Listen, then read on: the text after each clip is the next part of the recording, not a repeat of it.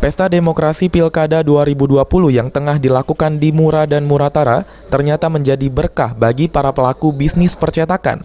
Pasalnya banyak pemesanan alat peraga kampanye berupa spanduk yang menjadi sarana informasi para calon bupati dan wakil bupati yang ikut serta dalam pilkada di Mura maupun di Muratara. Rahmat Selami, manajemen Nelprint, mengatakan, pada pilkada 2020 pihaknya memberikan promo khusus yang ingin mencetak spanduk yang dihargai 1 meter Rp15.000. Kemudian semenjak ada pilkada di Musirawas dan Musirawas Utara, dirinya mengaku omsetnya naik hingga 20% daripada hari biasanya. Pemesanan alat peraga kampanye pilkada 2020 di wilayah Musirawas dan Muratara kami mengadakan promo untuk cetak spanduk.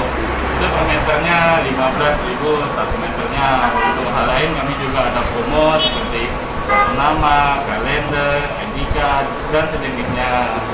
Ada peningkatan nggak, Mas? Kalau untuk peningkatan di hari biasanya mungkin sekitar 20% dari hari biasanya jumlah cetak. Apa harapannya?